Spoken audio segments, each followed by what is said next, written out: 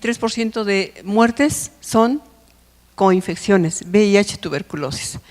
Y además tener la tarea tan importante de llevarnos a casa de que a 2025 tenemos que disminuir la prevalencia y mortalidad con respecto al 1990. Es una tarea enorme y una responsabilidad de todos los países del mundo para cumplir al menos con un hito de estos.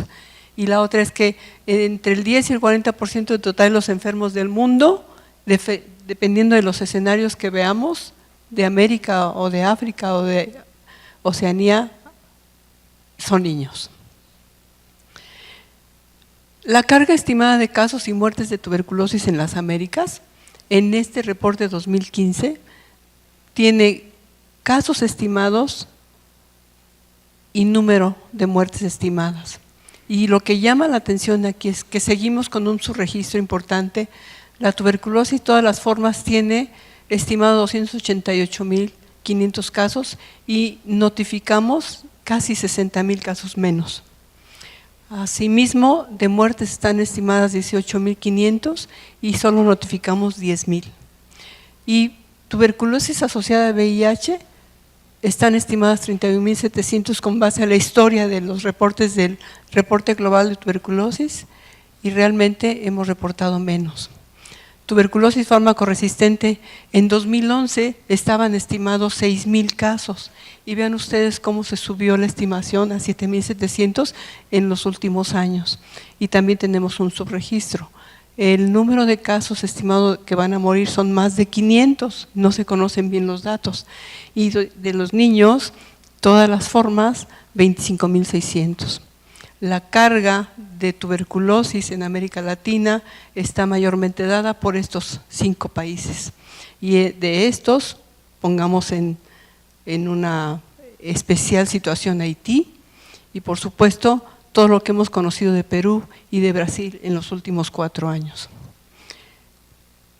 En pediatría, ese millón de niños que nosotros deberíamos de diagnosticar tempranamente, mueren siendo 13.000, que es un 10 o un 15%. En América están reportados 10.000 a 11.000 casos y solamente se notifican en 38. De manera que seguimos teniendo una baja detección, una baja diagnóstico temprano y pues esto tenemos que trabajarlo muchísimo en el interior de cada uno de nuestros países. Y los niños que quedan huérfanos de mamás que tienen coinfección tuberculosa. Quiero hacer énfasis en estos estados, en estas repúblicas y decirles que de acuerdo a lo que tenemos estimado para bajar la mortalidad y el número de casos de tuberculosis a 2025, 2030, 30, dijéramos, los que mejor podrían llegar son Nicaragua y Cuba, Chile, pero aún ellos tenían que trabajar como 20 años para disminuir al menos una cifra, un dígito. Entonces esto es muy difícil y es otro de los puntos álgidos que tienen los países de América. Y poner en el contexto Argentina y Guatemala, que están trabajando muchísimo en mejorar sus procesos de atención y que algunos de ellos son modelos a seguir en América Latina. Por supuesto México, pero ya hemos escuchado mucho de México y México también tiene diferentes escenarios dependiendo si vemos la República Mexicana del Norte o del Sur. Y tenemos también hacia el cumplimiento de OTS, es el objetivo 3 y pues, garantizar una vida sana y promover el bienestar para todos en todas las edades y aquí quiero enfatizar que todas las edades de los niños es de 0 a 18 años. No hay límite de los 14 o de los 15, el pediatra es de 0 a 18 años y no nos perdamos de vista. Tenemos que cumplir con la meta número 3, poner fin a la epidemia de tuberculosis, paludismo, SIDA, sarampión, que estamos muy bien en México, por cierto, y la meta 3.8, que es lograr la cobertura universal de salud, en particular la protección contra riesgos financieros. Y aquí hablaba el doctor Martín Castellanos en la mañana, que esto es lo más difícil de cumplir. porque los riesgos financieros tienen mucho que ver con algo que nosotros no podemos controlar. Bueno, vamos a revisar las formas clínicas de tuberculosis extrapulmonar que condicionan muchísimo problema para el diagnóstico y obviamente para el tratamiento oportuno, y que puede dejar secuelas catastróficas para la vida o la muerte del niño. Revisaremos los aspectos relevantes del camino a seguir en caso de resistencia a fármacos en niños y adolescentes y tuberculosis latente. Nuestro primer ponente va a ser la doctora Greta, que es un honor para mí presentarla. Ella es, pues, dice que diga poquito, pero no voy a decir poquito. Es infectóloga graduada por la Universidad de Rumania, jefe del servicio del Hospital del Niño Boca Ortiz, forma parte del Comité de Bioseguridad y es miembro de diferentes asociaciones de infectología en América Latina, forma parte del grupo interdisciplinario de tuberculosis en la OMS, y aquí la tenemos, que nos va a hablar de las formas extrapulmonares de tuberculosis. Entonces, te voy a poner esto. Sí. Ok, bueno, adelante. Muchísimas gracias, buenas tardes. Realmente para mí es un honor estar aquí a presentar algo de nuestra experiencia en Ecuador. En algún momento tuvimos la oportunidad de presentarlo en otro país y al parecer el tema de la tuberculosis extrapulmonar es un tema bastante importante y pues vamos a tratar de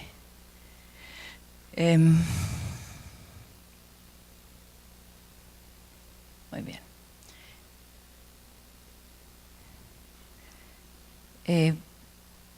Manifestar, obviamente, que no tengo ningún conflicto de intereses ni con instituciones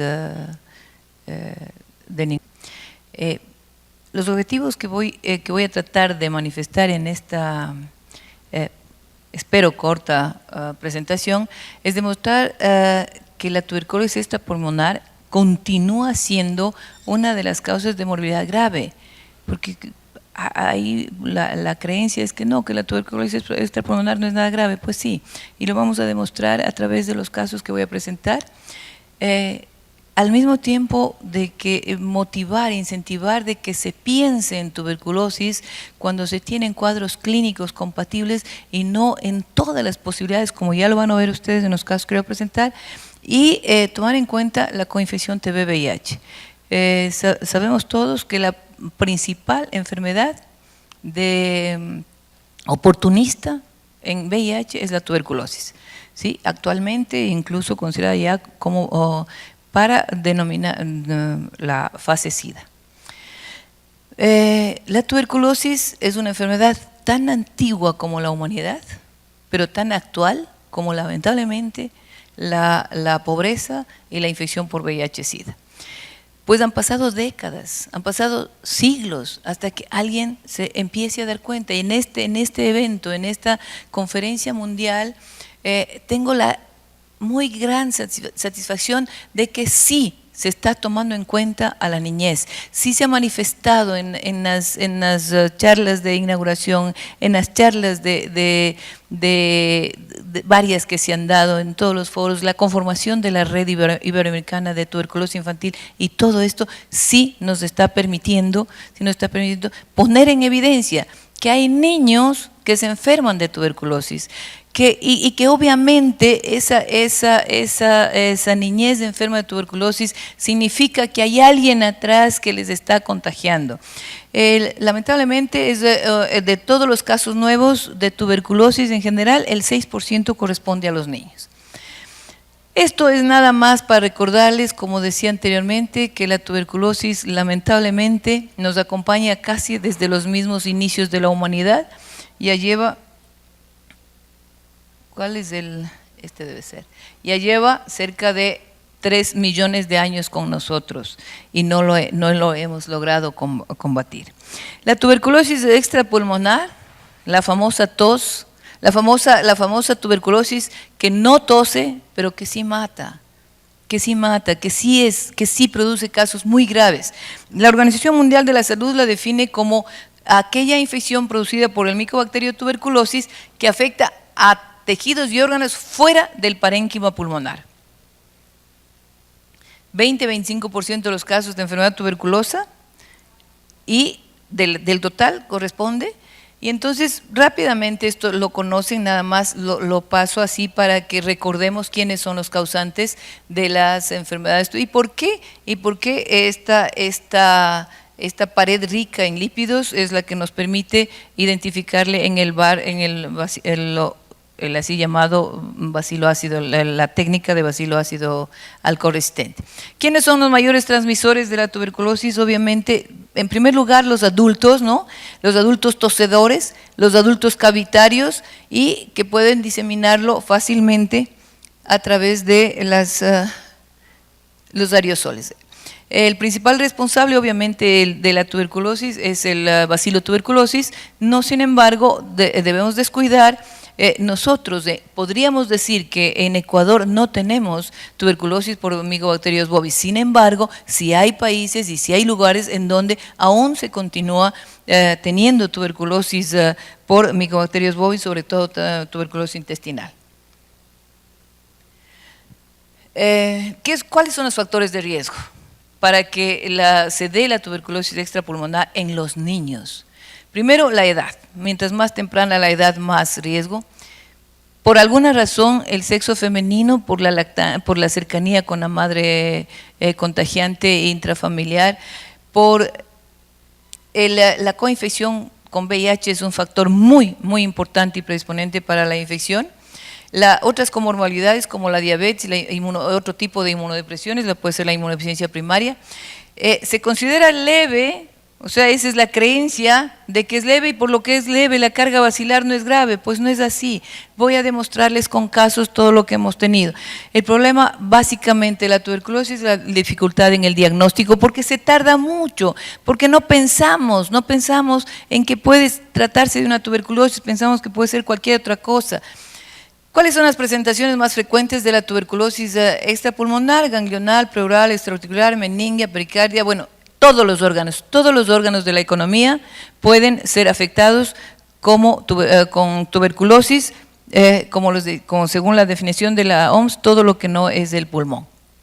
Ahora hablamos de la tuberculosis ganglionar, que puede ser en hilio, en el mediastino, en cualquier cadena de los ganglios. La más común es las linfadopatías cervicales y con frecuencia estas pueden incluso drenar y volverse escrófulas. El diagnóstico obviamente es con aguja fina, aspiración con aguja fina, el frotis, el cultivo y la biopsia. Este caso es un caso real, de la vida real. Es una niña, lamentablemente, con coinfección TB-VIH. Quienes conocen de VIH, si les comento que tenía 4 millones de copias y CD4 por ahí por el 9 o 10 linfocitos de CD4, con un padre tuberculoso y obviamente la madre con VIH y también el papá. Entonces la niña desde sus primeros meses presentó baja de peso, desnutrición, mejor dicho, no ganancia de peso, desnutrición, toda una serie de problemas febriles, y va donde un médico, va donde otro, y al final, como a los mes y medio, llega al hospital Bacortiz, en donde yo trabajo, y obviamente ya con esas características nosotros ya sabemos reconocerlos, le hicimos las pruebas correspondientes y fue una infección por VIH y una tuberculosis ganglionar. Aquí tengo otros casos de tuberculosis ganglionar que los voy a pasar rápidamente, pero que para que sepan ustedes que existe. Miren esta niña de 12 años de edad que llegó con 14 kilos. ¿Sí? Obviamente, aparte de la tuberculosis, la niña, claro, tenía otras comorbilidades, que era una niña con bulímica, hizo una infección intestinal, obviamente por la misma TB que pudo haber sido intestinal, y pues bueno, es largo porque pasó de la misma manera. Como 2 meses desde abril que empezó la búsqueda, del diagnóstico hasta agosto, que llegó donde nosotros, de médico en médico, de institución en institución, de lugar en lugar, hasta que obviamente ya con el tratamiento antituberculoso la situación actual es así.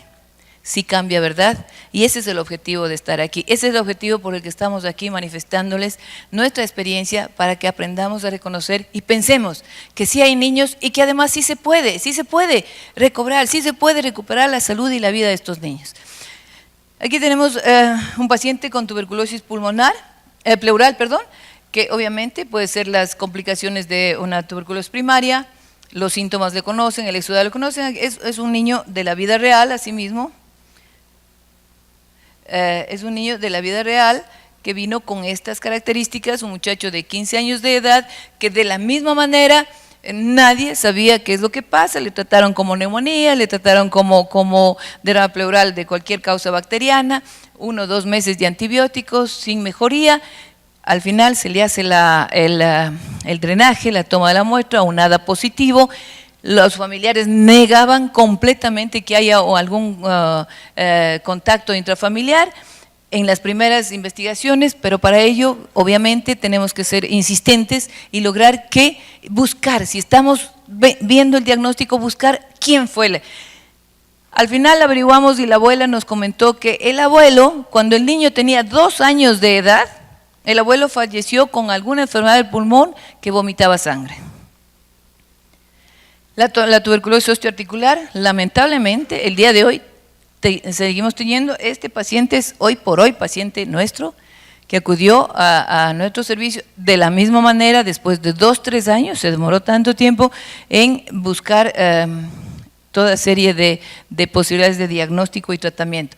Este niño, o sea, nosotros pensamos que este niño que más o menos desde hace unos 12 años no íbamos a volver a tener situaciones semejantes. Sin embargo, miren, lo tenemos ahora.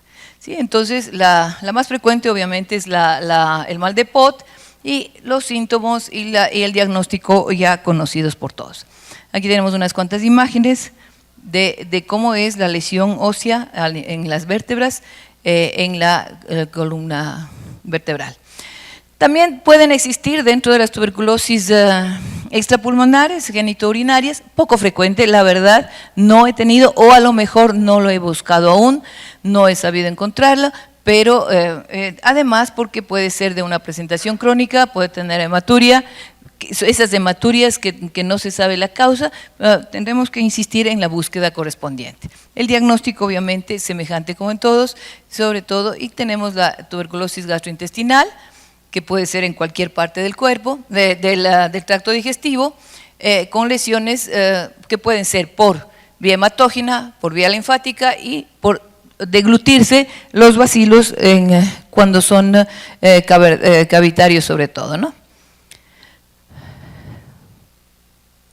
La tuberculosis hepática, tuberculosis congénita, que hay que también empezar a buscarle en aquellos niños con sintomatología, con ictericia, con elevación de transaminasas, que no es hepatitis B, que no es citomegalos, entonces también empezar a buscar. También poner dentro del panel de diagnóstico diferencial la tuberculosis, porque puede ser, muchas de las veces los ginecólogos, lamentablemente los ginecólogos no saben buscar TB, no saben identificar, no quieren hacerlo, se dedican a su especialidad y no lo hacen. Espero que con todas las intervenciones, con la presencia de las autoridades del ministerio, de los ministerios de salud, de OPS y todo, empecemos a motivar a todas las especialidades, porque todas estarían involucradas en la búsqueda de pacientes con tuberculosis.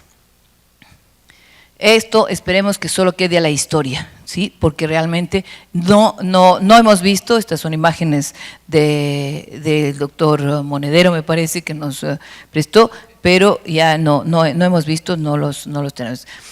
La tuberculosis extrapulmonar ventajosamente no son casos de emergencia, excepto en aquellos en los que tenemos una TB miliar, o tenemos una meningitis por TB, o tenemos una pericarditis, que sí hemos tenido casos, se los voy a mostrar, cuando tenemos una glándula suprarrenal, o obviamente, como el caso que les dije anteriormente, con una coinfección TB-VIH y con una inmunosupresión severa. 4 millones y 9 de CD4. Diseminada. Entonces, ¿cómo es la tuberculosis miliar? Aquí tenemos, es una diseminación hematógena de bacilos en los pulmones. Esto es realmente algo que ya lo saben, nada más presentarles la imagen de la actual de una niña nuestra con una tuberculosis miliar, ¿no? que ventajosamente respondió muy bien al tratamiento, y incluso le dimos el alta porque una vez que ya los recuperamos, los estabilizamos, se contrarrefieren a las áreas de salud a donde les corresponde continuar. Y esta imagen que les traigo es igual algo que nos trajeron. Miren ustedes, se parece, ¿no? Y muchas de las veces es tan importante por eso conocer, y una radiografía, una imagen, si bien es cierto, es muy decidora en un diagnóstico de tuberculosis, pero también, o sea, nunca se puede ni descartar ni afirmar un diagnóstico de tuberculosis con la imagen. Este de aquí, ¿ustedes piensan que podría ser tuberculosis? Levante la mano el que cree que ve. Como imagen muy parecido, ¿verdad? Sin embargo, a nosotros nos enviaron con el diagnóstico de tuberculosis. Al servicio de infectología me la mandaron con diagnóstico de tuberculosis. Pero de alguna manera, como decimos, ya de tantos años trabajar, ya el sentido del olfato lo tenemos un poquito más agudo en tuberculosis, y dijimos, esto no es tuberculosis. Le hicimos exámenes, era una metástasis de un cáncer de tiroides. Miren ustedes, entonces la razón que hay que insistir, hacer un diagnóstico adecuado. La meningitis del sistema nervioso central, ya saben también ustedes, meningitis tuberculosa, tuberculoma, es de muy mal pronóstico.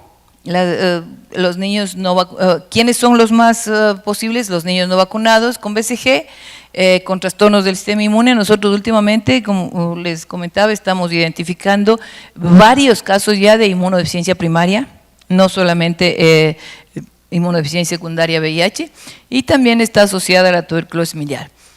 ¿Cuáles son los factores más de mal pronóstico? La edad menor de 3 años, la inmunodepresión, sea primaria o secundaria, ausencia de la vacuna, de acuerdo al grado de gravedad clínica, el grado de los síntomas, escasa o nula reactividad, obviamente, a la tuberculina, alteraciones mayores en líquido cefalorraquídeo, infecciones por micobacterias multiresistentes, que sí tenemos, los voy a presentar un caso, y el diagnóstico y el retraso en el diagnóstico, porque como bien sabemos, la tuberculosis meningia tiene sus 3 estadios, se demora su tiempo, y por eso aquí tenemos estas imágenes, son de la vida real, de pacientes nuestros, que ventajosamente ya son años que no hemos vuelto a tener meningitis tuberculosa, ¿sí?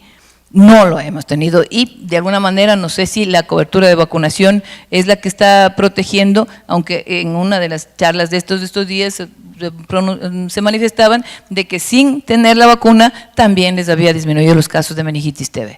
Entonces, las 3 fases, los 3 periodos en los que el niño va, y esa es una de las causas por qué se demora en el diagnóstico, porque se demora en las manifestaciones clínicas. Y como decía la doctora Lucía el día de ayer, ya cuando viene en la tercera fase, en trastorno en coma, ya el portero de la institución lo reconoce, ¿no? O sea, ya, pero nosotros tenemos que agudizar y ser más incisivos en las primeras fases, sobre todo buscando los contactos.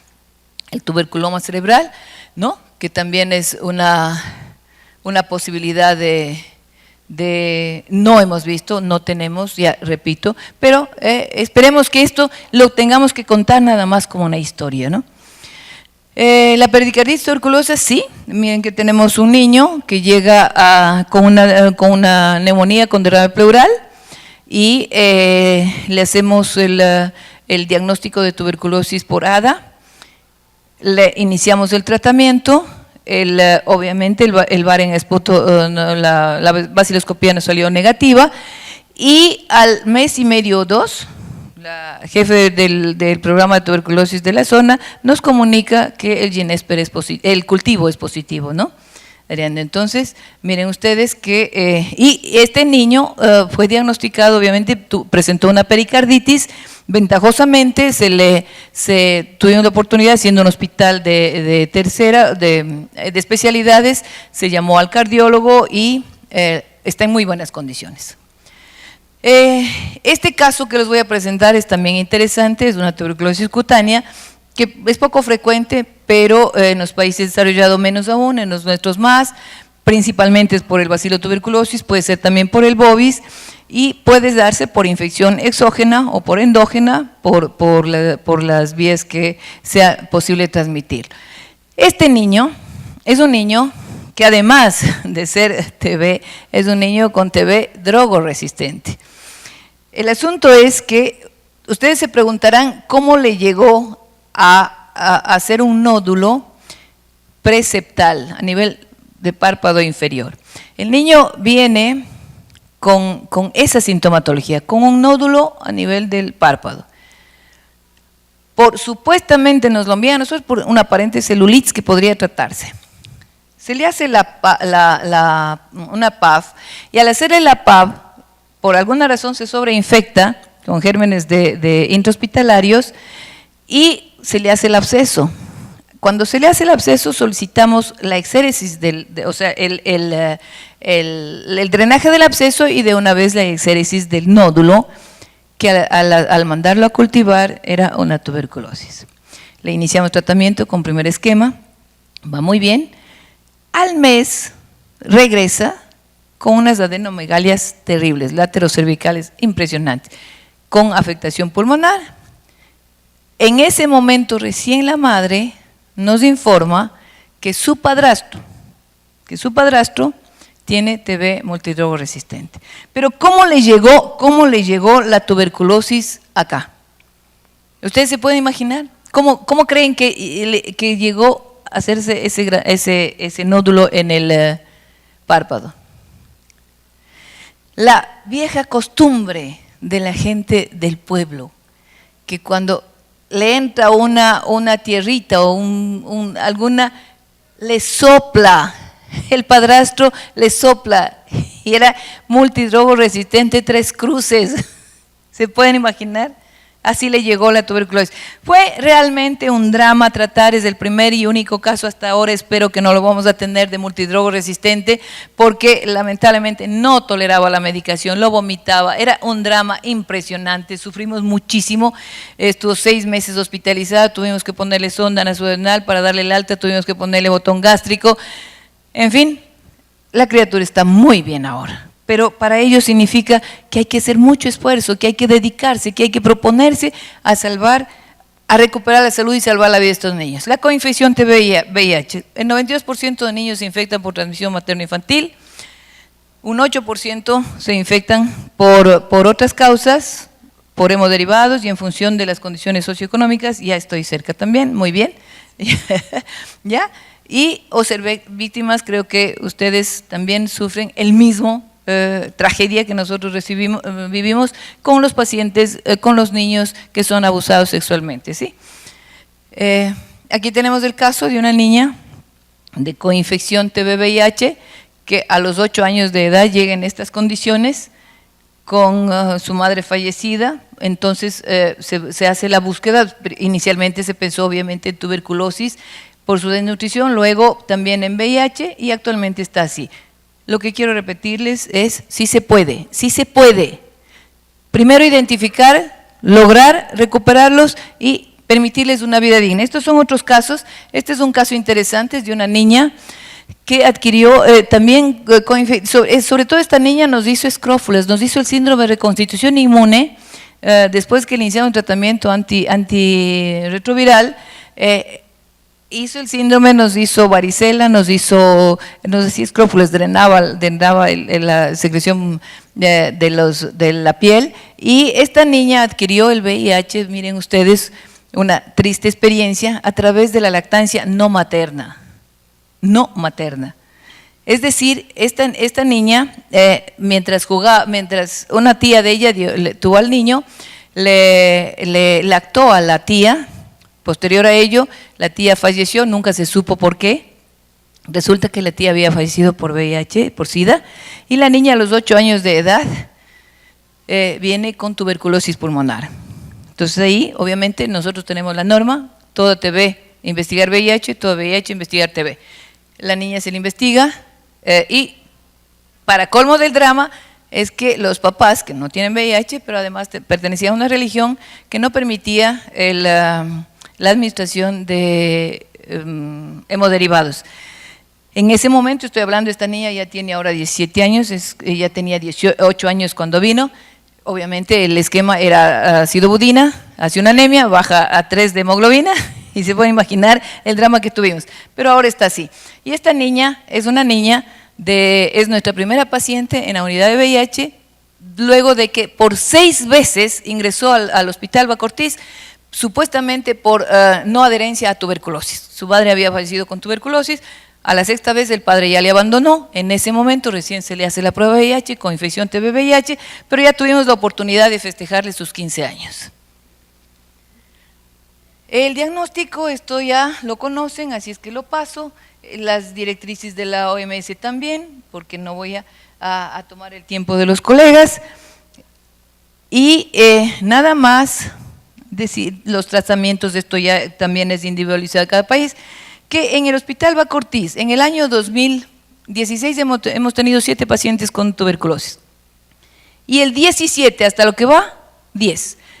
Una de las posibilidades que pienso, que no necesariamente puede ser, pero es que hemos tratado de incentivar la búsqueda, de capacitar a al menos a los médicos del hospital, a que empiecen a pensar esas neumonías que vienen con 2 meses de tratamiento antibiótico y con 20 esquemas cada vez cambiados, piensen que puede ser una TB y nos lo manden para nosotros investigar. Entonces, probablemente por esa razón, este año tenemos ya 10 casos. Espero que, bueno, que si están los niños enfermos, los detectemos y los tratemos, pero que no siga creciendo este número de casos. En cuanto a unas conclusiones, la tuberculosis extrapulmonar continúa siendo un reto para el diagnóstico o tratamiento oportunos, porque no pensamos en TB, en tuberculosis extrapulmonar. No queremos hacerlo, por favor, insistamos en esto. Por esa razón me alegra tanto de que al fin, en una conferencia como esta, en un foro como este, se haya incluido un simposio de TB en niños, porque los niños también existen. Sí, hablaba con el doctor representante de OPS de que por qué no tenemos el tratamiento en presentaciones pediátricas. Porque sí, son pocos, en buena hora que sean pocos, pero por uno valdría la pena. Porque yo digo muchas veces, por ejemplo, si yo tengo que hacer todas las peripecias que tenga que hacer para evitar que un niño se infecte por VIH, pues lo hago aunque sea por un niño salvado de una infección por VIH, un niño salvado de un drama como es la tuberculosis, en niños todo el drama que implica la familia y el resto de la sociedad. Y bueno, pues, entre otras de las conclusiones, fomentar la integración de actividades relacionadas con TB, sobre todo en las familias, favorecer alianzas estratégicas entre instituciones de salud, especialmente entre los programas de tuberculosis, materno-infantil, inmunización, etcétera. Siempre procurar investigar los contactos, siempre buscar el contacto. Ese niño de 15 años juraba a todo el mundo que no. En otra ocasión que tuvimos hace años una meningitis TB, los papás decían, cuando le preguntamos, ¿hay alguien que tose? Doctora, nosotros somos intelectuales, eran vendedores de libros, pero eran intelectuales, ¿no? Y por casualidad me encuentro con la tía que me tenía una carraspera, le digo, usted, sí, yo tengo hace rato esa tos. El rato de la radiografía era una miliar extraordinaria, ¿sí? Entonces, la búsqueda hay que hacerla. Y esto como un mensaje final, con una visión positiva del futuro y las acciones correctas, el poder está en nuestras manos para poner fin a la tuberculosis infantil. Muchísimas gracias por haberme permitido estar aquí y nada más que también en algún momento puedan visitar la mitad del mundo, que sean bienvenidos. Gracias. Perdón.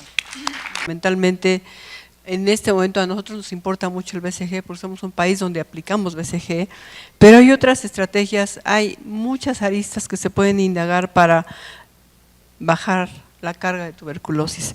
Es por eso que quisimos incluir en este grupo de temas la tuberculosis latente de nuevo, para que se les en todas las casas que ustedes lleguen, vean qué posibilidades hay de que implementemos tuberculosis latente y escoger al paciente que la requiere.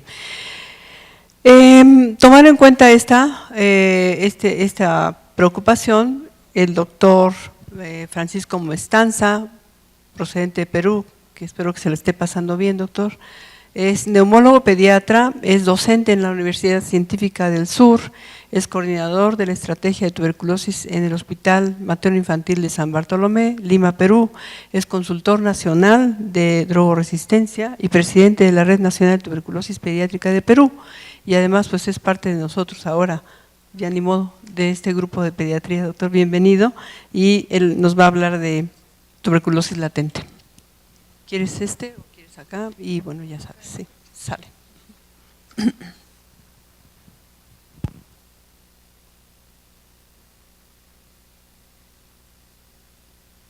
No, ahora sí.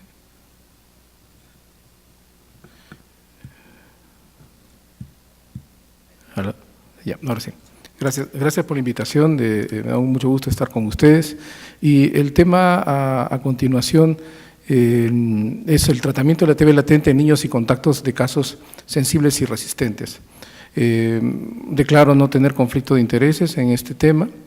Y los dos principales objetivos que tengo para ustedes es mostrar las indicaciones de la terapia preventiva en niños con tuberculosis latente y de contactos sensibles y resistentes, y además presentar los actuales esquemas de tratamiento de terapia preventiva y TB latente que existen, ¿no? Entonces, utilizaremos la definición de la OMS que salió en el 2015 como el estado de tuberculosis latente, aquel estado de respuesta inmunitaria persistente a antígenos de Mycobacterium tuberculosis adquiridos con anterioridad y que no se acompañan en manifestaciones clínicas de tuberculosis activa. El término activo es un término muy importante que hay que tener en cuenta porque para el niño muchas veces es difícil decir que tiene actividad la enfermedad.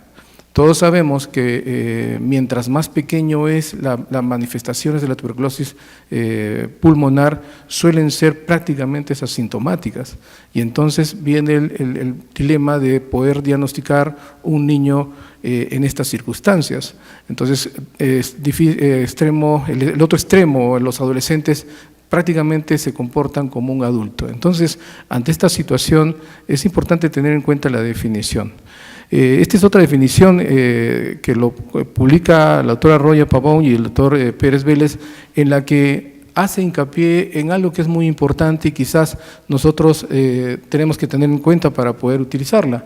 Es lo mismo de lo anterior, teniendo en cuenta las pruebas de positividad de la PPD o TST o el IGRA, pero sin manifestaciones clínicas y anormalidades radiológicas consistentes con TB activa. Es decir, podemos tener imágenes radiológicas pulmonares en las que nos va a decir que el paciente tuvo contacto anterior y probablemente su sistema de defensa fue eficiente para bloquear el bacilo de tuberculosis, pero puede haber dejado una huella que en su momento puede haber alguna manifestación clínica o subclínica y puede haber quedado con una lesión.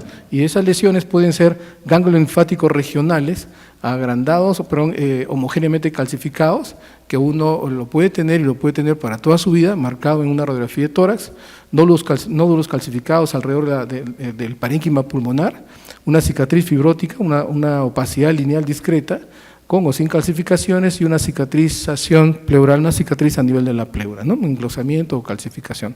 Importante esto para poder tener en cuenta para el diagnóstico de tuberculosis latente.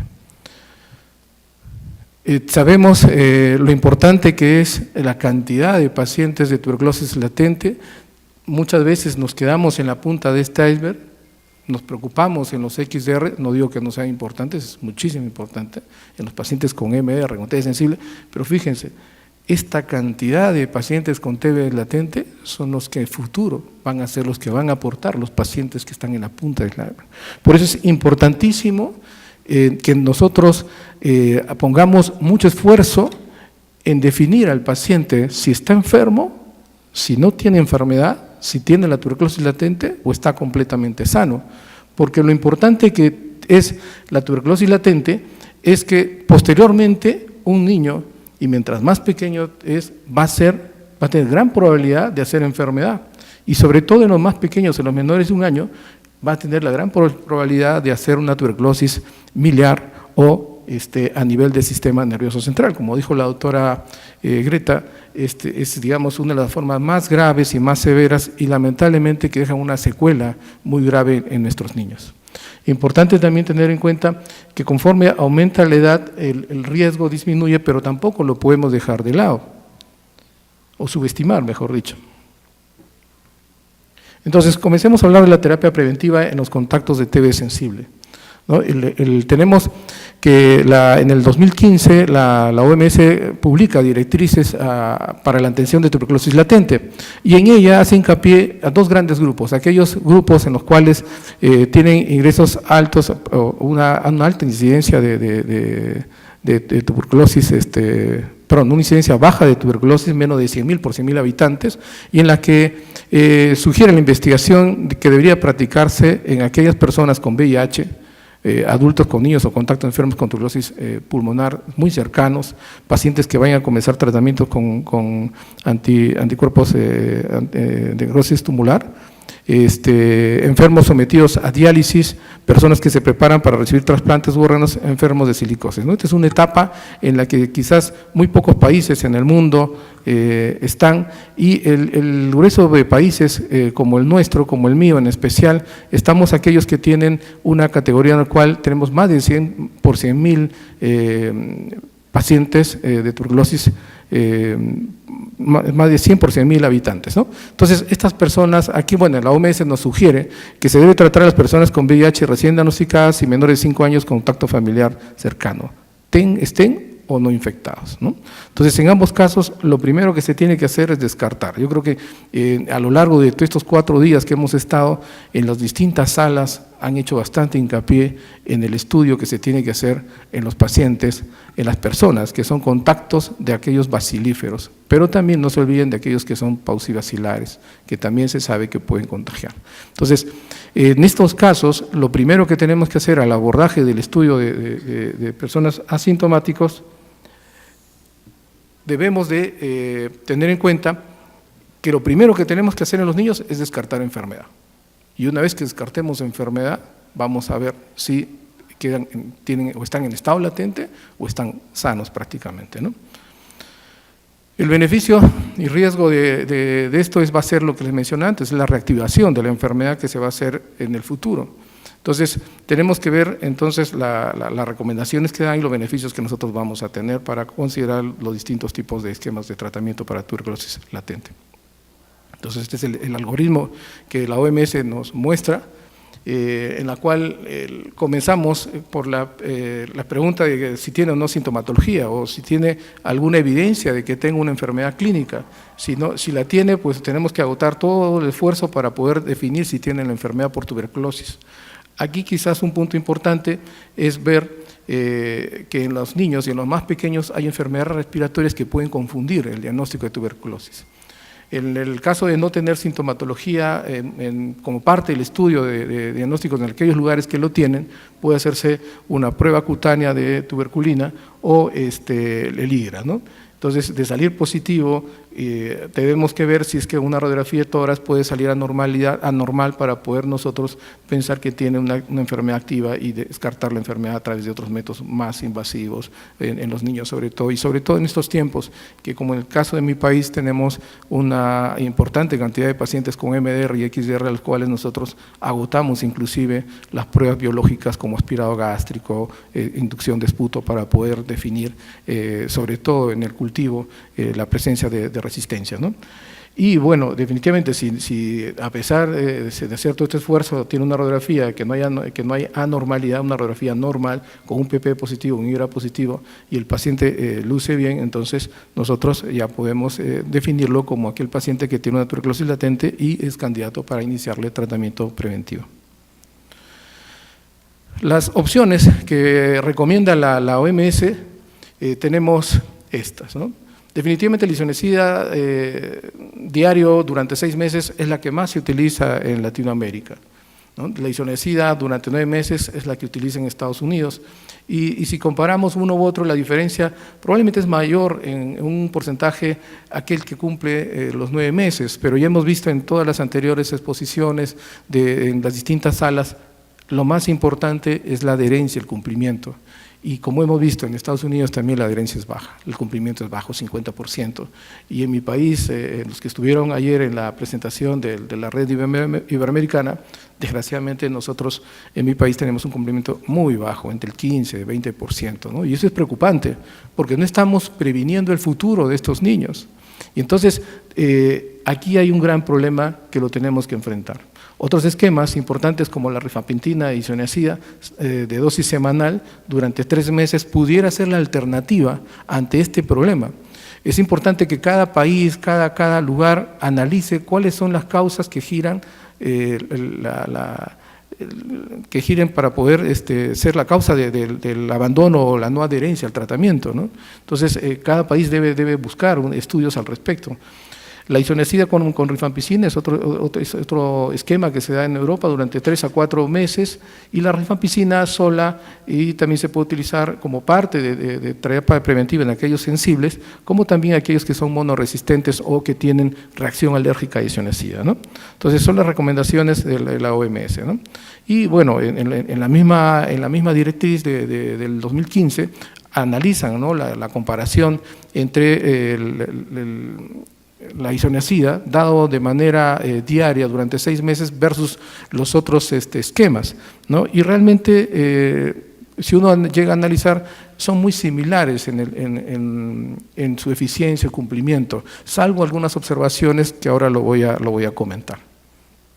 Entonces, estos son los distintos dosis que se dan: la isoniazida 6 a 9 meses entre adultos y niños de 10 a miligramos por kilo por día durante 6 meses, la rifampicina diaria 10 por kilo. Cuando se utiliza con rifampicina, la dosis va es la misma dosis, y el cumplimiento aparentemente parece ser sería mejor por el tiempo de tratamiento que se da. Ahora, actualmente buscamos menos tiempo de tratamiento para que tengamos mejor cobertura o adherencia.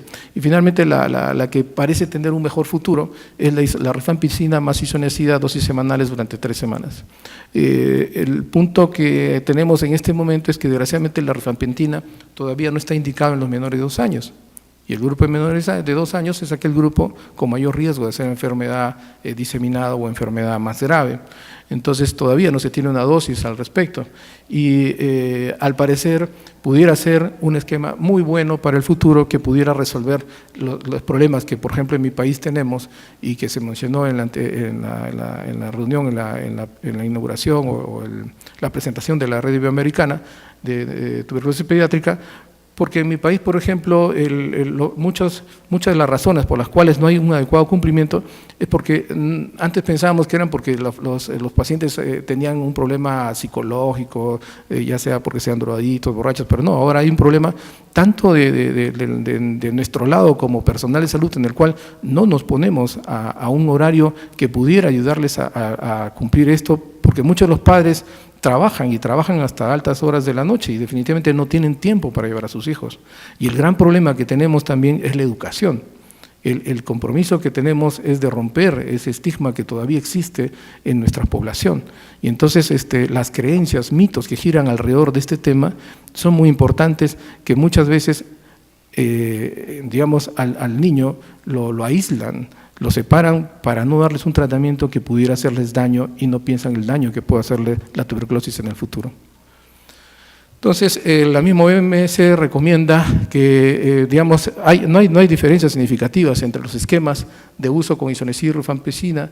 Es importante que se descarte primero la enfermedad activa y se debe establecer sistemas nacionales de vigilancia de la resistencia. Es decir, por más pruebas que nosotros tengamos novedosas, el EXPER y otras, como el caso de mi país, desgraciadamente nosotros no podemos arriesgarnos a equivocarnos para poder definir si un paciente tiene resistencia o no.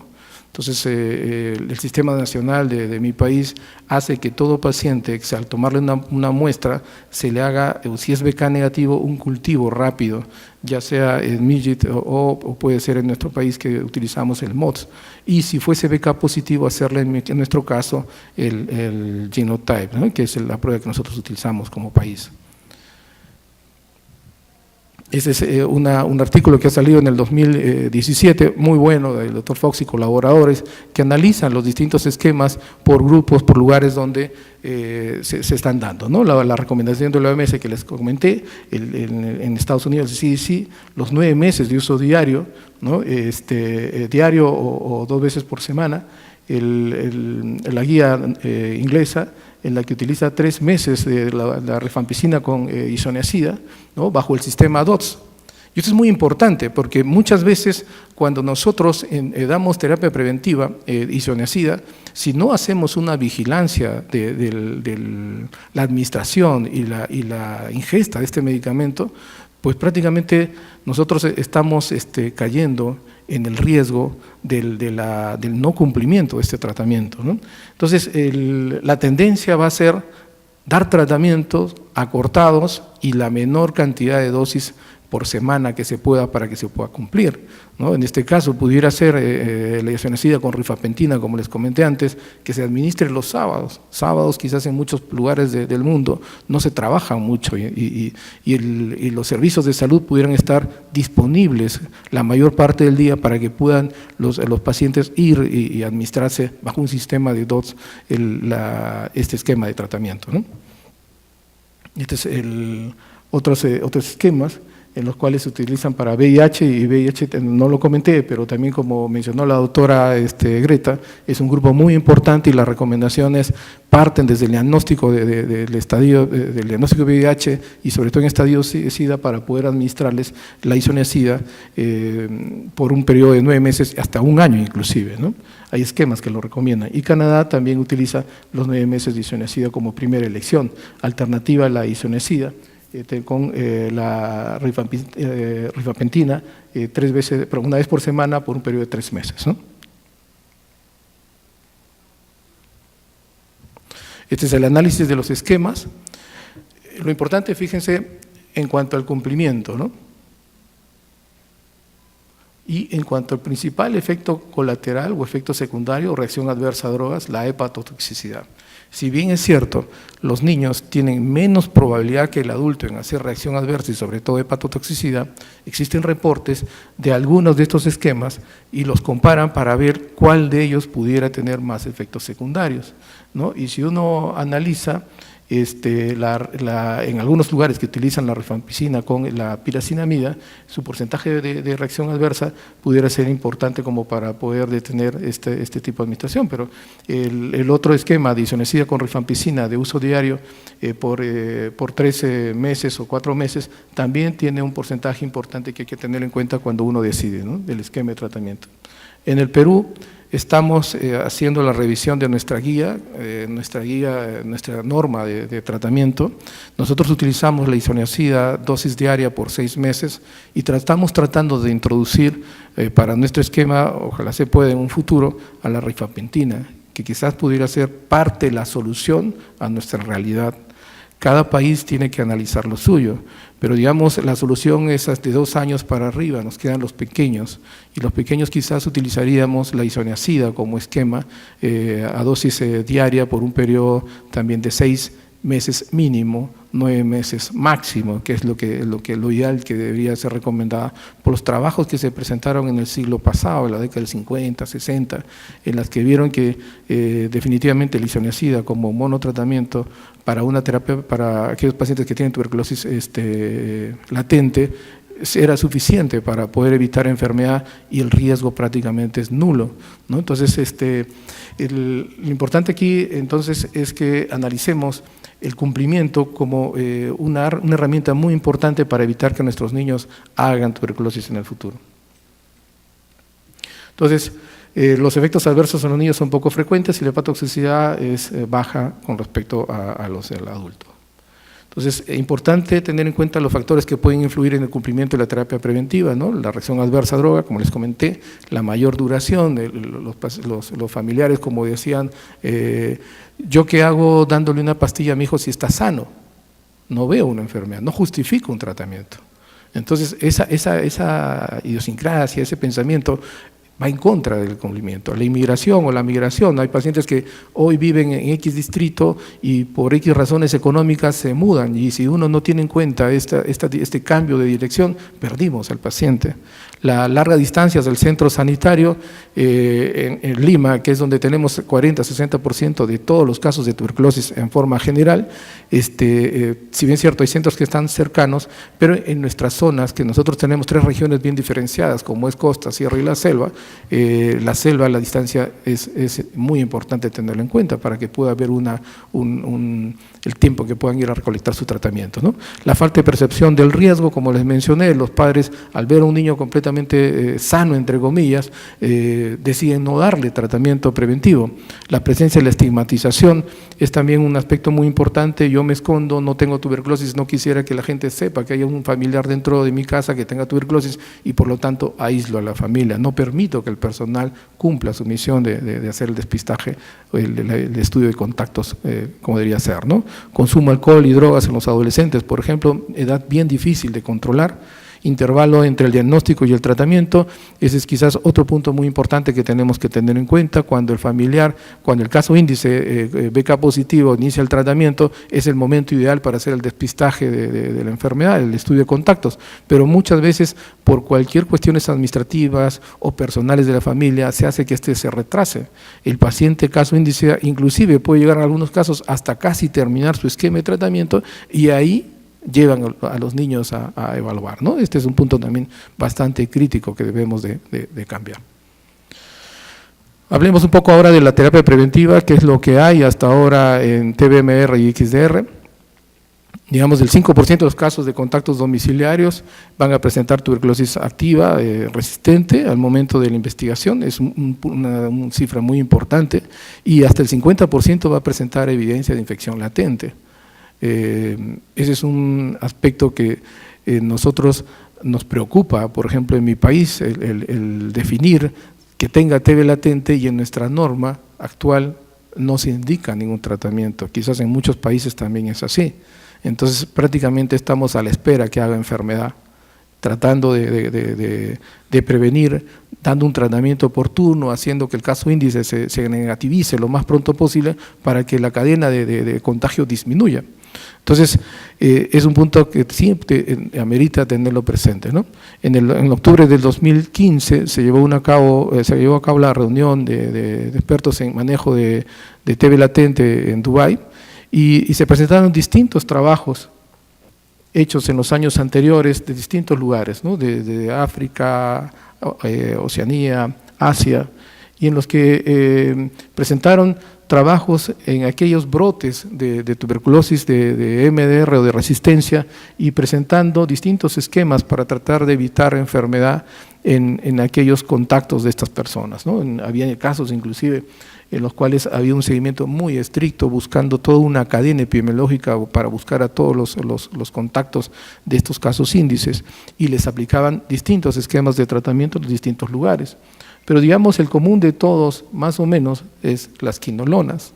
Entonces, la quinolona, como una herramienta muy importante para la prevención, se empleó solo o con mezcla de otros medicamentos, como piracinamida, etionamida.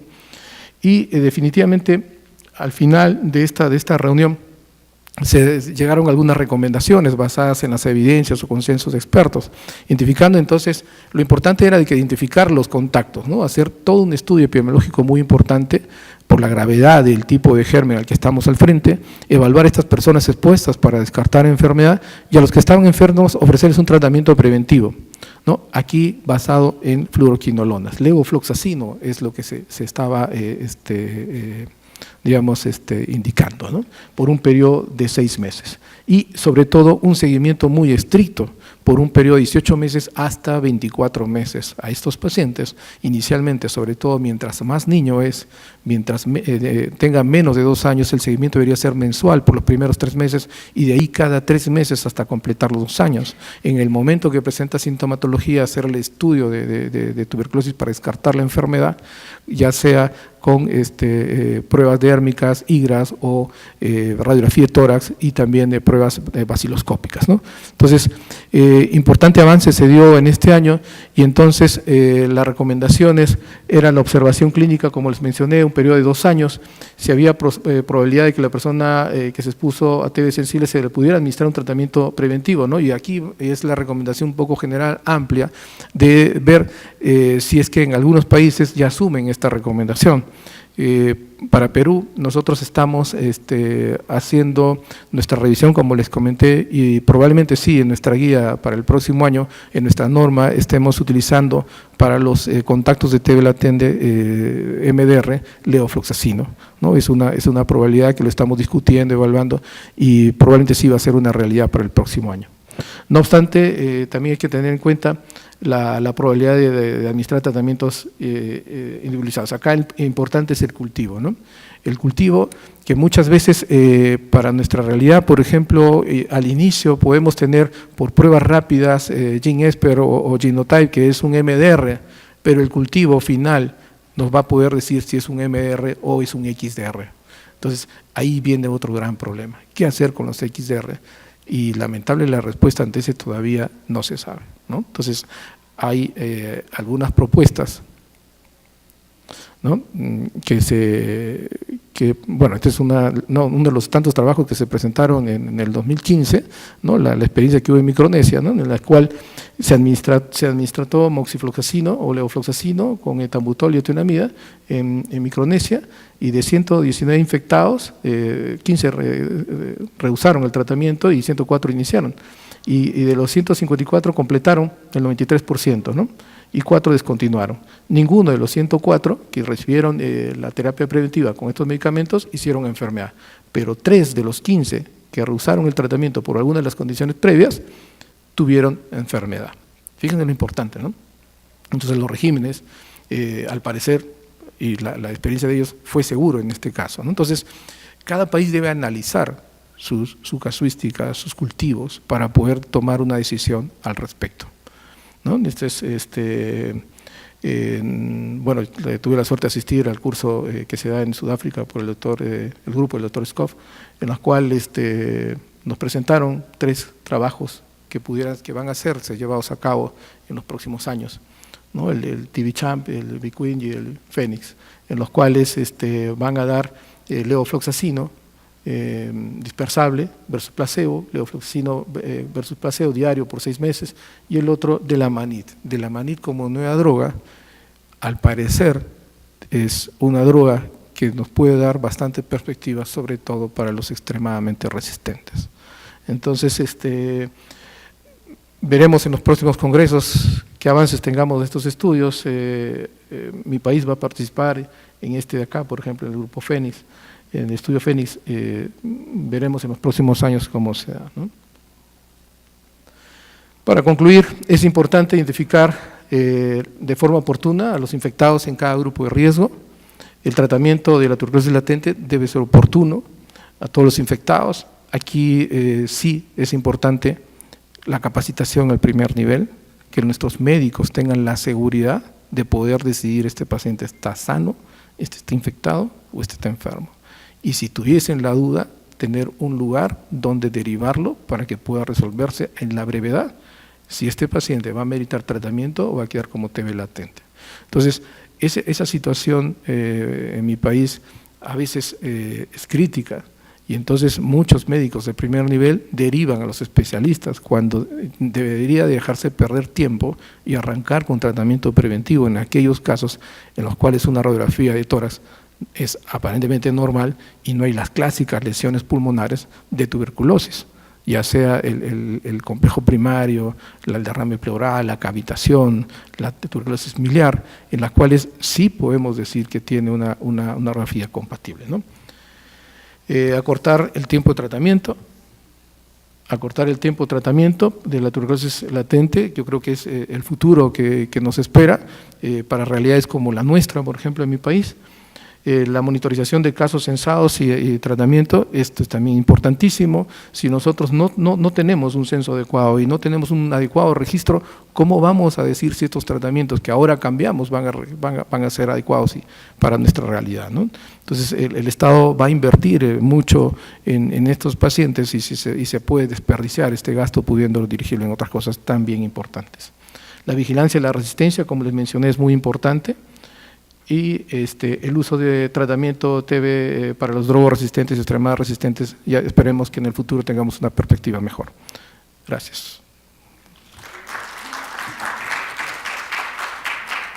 La Universidad Autónoma de Baja California y de la Universidad Xochicalco, que es una universidad privada, fue el jefe del programa de tuberculosis 15 años.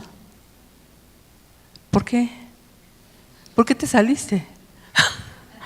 Bueno, está formando parte de la clínica de tuberculosis infantil del Hospital General de Tijuana y además en la clínica y laboratorio del doctor Rafael Laniado, y además participa activamente en todo lo que es tuberculosis y estuvo participando también en la elaboración de la guía para pediatría en la Secretaría de Salud, muy aportador de muchos temas.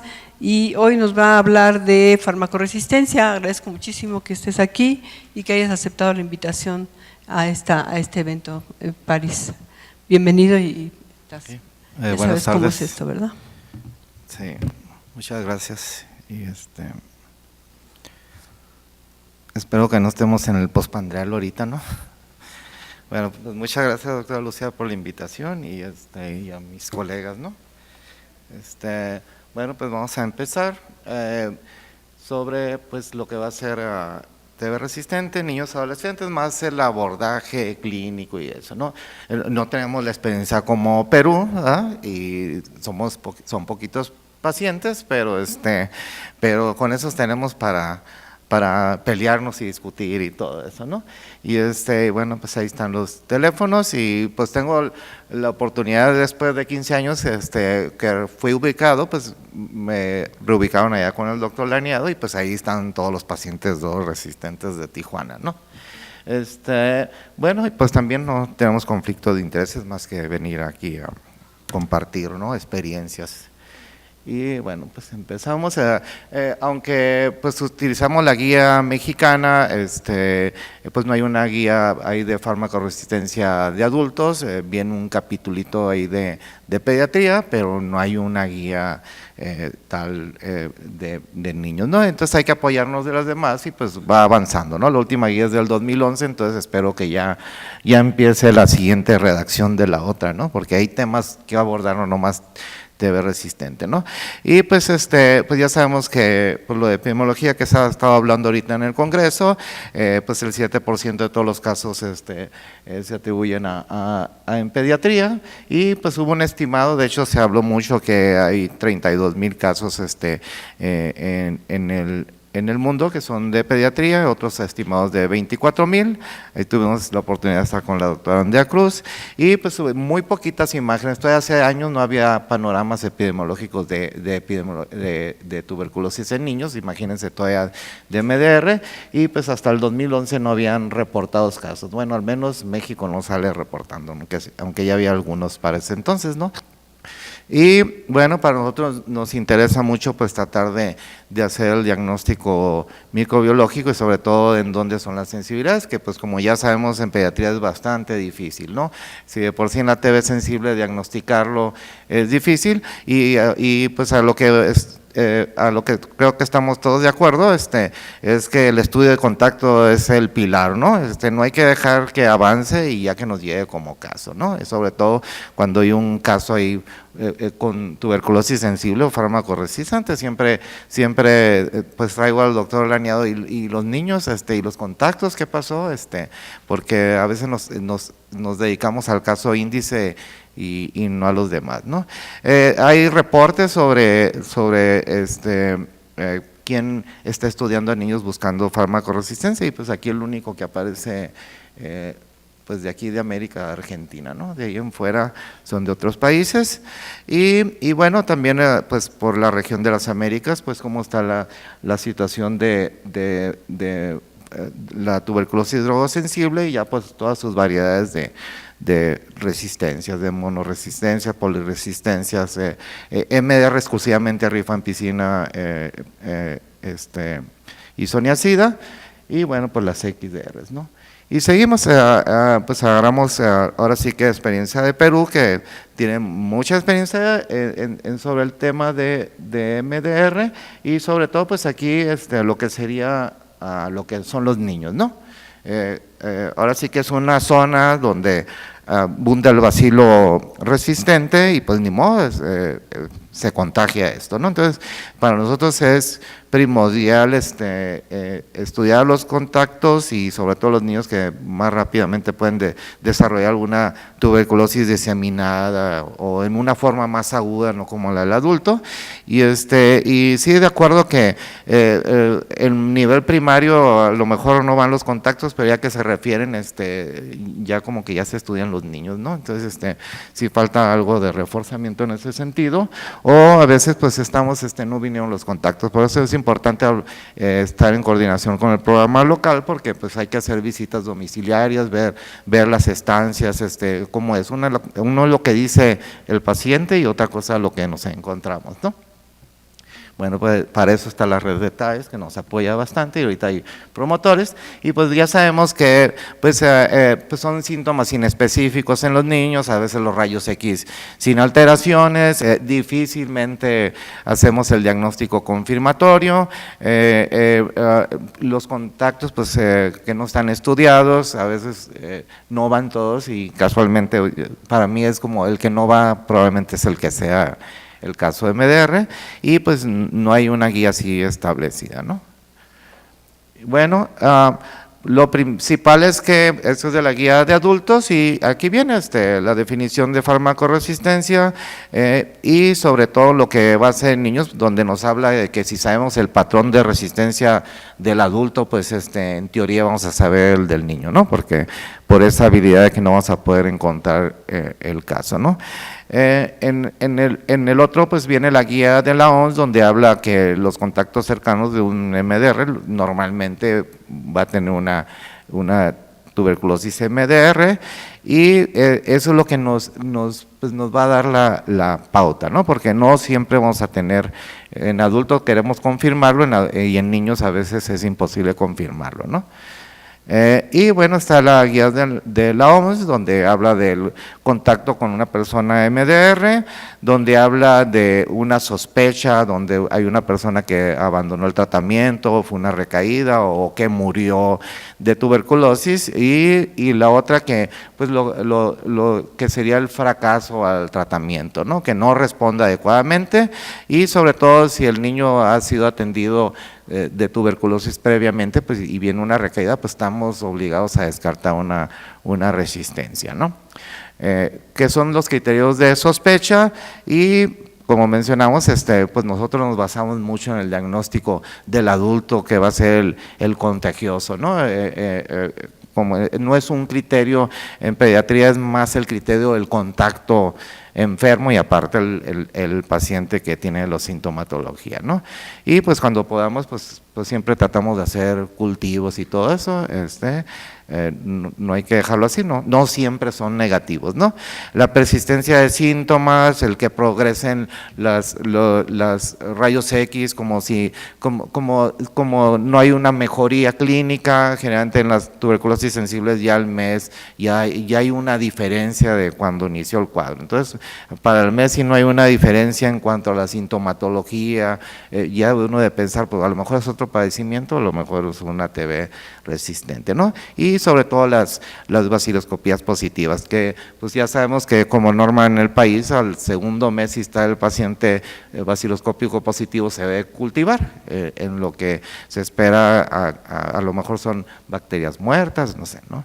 Y sobre todo pues lo que ahora lo vimos en las tablas del doctor Martín Castellano, lo que va a ser el apego, los cumplimientos, ¿no? Finalmente siguen contagiando y ya una vez expuesto a un tratamiento, pues ya es más probable que vamos a tener una resistencia a los medicamentos, y sin olvidar lo que son las resistencias primarias, ¿no? Las infecciones ya no el propio agente, ¿no? Hay una guía en Inglaterra donde habla también a dónde enviarlos, ¿no? El caso que se sospecha resistencia y a lo mejor alguna comorbilidad que a veces nos hace sospechar que está resistente y resulta que es la otra comorbilidad, ¿no? Y bueno, ya sale a espera el doctor Laniado. Y bueno, ya sabemos que en el niño, pues generalmente el caso índice es el resistente y debemos sospechar en él y en él se va a orientar el tratamiento de acuerdo al patrón del caso índice, ¿no? Entonces, por eso es de vital importancia estudiar los contactos y sobre todo ver las sensibilidades y sobre todo para no exponer al niño a tratamientos, ¿no? Me traje estas láminas del laboratorio y pues ya sabemos que pues si hay unas baciloscopías persistentes del inicio, pues no hay que esperarnos hasta los 6 meses, ¿no?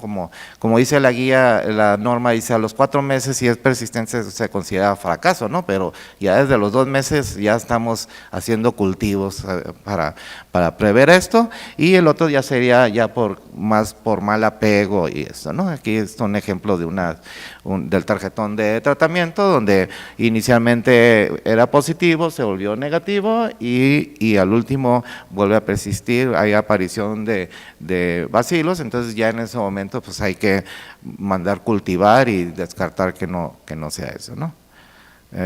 Sobre todo pues nosotros como a veces hay mucho apego, a veces llegan sensibles otra vez, o sea realmente ni lo tomaron el tratamiento, ¿no? Dice uno, muy malo que no lo hayan tomado, pero qué bueno que fue sensible, ¿no? Y bueno, pues ahí los criterios de sospecha, sobre todo la investigación del caso índice, ahorita que presentó el doctor Martín Castellano, faltaba ahí cuántos de ellos recibieron tratamiento preventivo, nomás se quedaban el número de contactos y estudiados y hasta ahí, ¿no?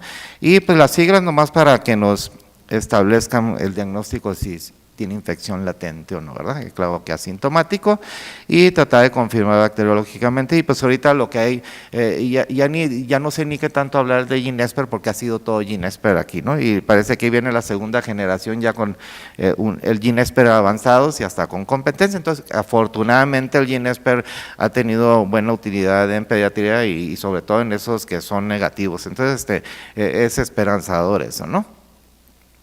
Y bueno, ya sabemos que el paciente que llega con sospecha de tuberculosis o un contacto, pues tenemos que primero ver si hubo una exposición y ya sabemos que pues va a salir todo negativo, pero ya en el caso de que salga la prueba del cuantiferón o el PP positivo, pues ahorita como mencionaron, todo asintomático, rayos X negativo, pues se infectó la persona y el otro pues ya sería descartar que sea enfermedad. A veces está todo negativo, pero tiene toda la sintomatología, ¿no?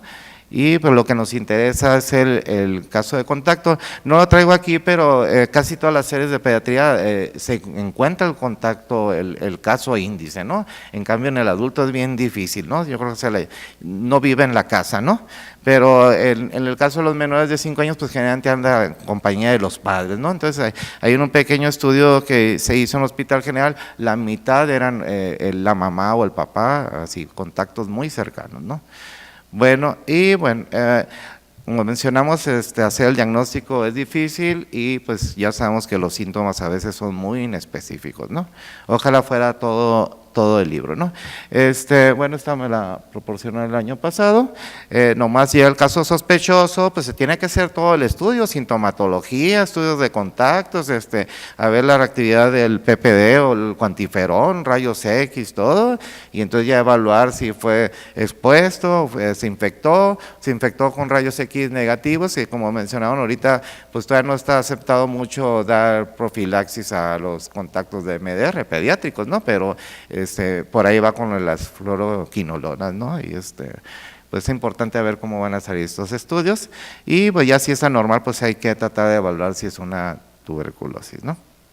Bueno, están las pruebas del cuantiferón y pues el T-spot de allá de Europa. Y bueno, ya sabemos que por ser paucivacilar el paciente pediátrico difícilmente vamos a poder recabar muestras, pero me traje estas series porque viene ahí, pero generalmente podemos llegar al diagnóstico hasta en el 30%, más probablemente en pacientes hospitalizados más que los que acuden a la consulta y que les tenemos que buscar, ¿no? Y bueno, pero aunque nosotros pues en adultos el estándar sería hacerle las baciloscopías y el cultivo para hacer el diagnóstico confirmatorio, en pediatría difícilmente. En nosotros casi el estándar de oro, aparte de los síntomas, va a ser la exposición al caso infeccioso, ¿no? Ya teniendo el caso infeccioso se queda uno y porque no lo han estudiado, ¿no? Porque se esperaron 6 meses ya que terminó el caso índice, el tratamiento, ahí a llevar el caso infeccioso, ¿no? Y a veces ya no los llegan con calcificaciones, y ya le dio la tuberculosis, ya se autolimitó y ya, ¿no? De todas se tienen que seguir vigilando, ¿no? Y bueno, está la guía de la OMS donde habla si llega un caso nuevo de tuberculosis y se saben los patrones de sensibilidades, y pues si tenemos un patrón de sensibilidad confirmada de drogoresistencia, pues y luego sobre todo el caso índice resistente, pues muy probablemente vaya a ser un niño con una tuberculosis resistente, entonces ya dependerá de nosotros si lo podemos confirmar, ¿no? Ojalá no nomás es para tuberculosis confirmar los diagnósticos, el germen, ¿no? Para muchos padecimientos es bien difícil encontrar el germen, ¿no? Y el otro sería en donde llega el paciente, no se conoce el caso infeccioso, se investiga y pues trata de hacer sensibilidades y de ahí ya viene la sospecha de drogoresistencia y pues ya después se clasifica, ¿no? No me traje de PPS ni nada porque lo hemos visto aquí en todos lados y está súper escrito, pero pues me traje lo de allá el doctor Laniado, que lo que hicimos fue que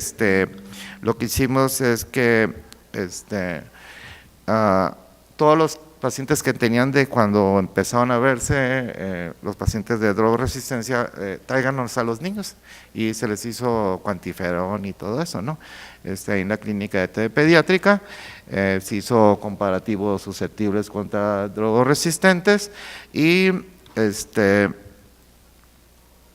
aquí viene, no se encontró ningún caso activo, generalmente los revisamos por 2 años a todos los casos, cada trimestre, ya que salen les decimos 2 años hay que esperarse, ¿no? A lo mejor cuando los estudiamos no tienen nada, pero ahí hubo la siembra, todavía nos falta un tiempo de vigilancia, ¿no? Lo que sí vemos es que pues estudian, sale todo negativo y ya nos olvidamos del paciente. O sale el paciente de tratamiento a los 6 meses de la tuberculosis y ya no lo volvemos a ver, ¿no? Tienen que tener un periodo de seguimiento, de hecho son factores de riesgo el que haya recibido tratamiento y en esos primeros años, ¿no?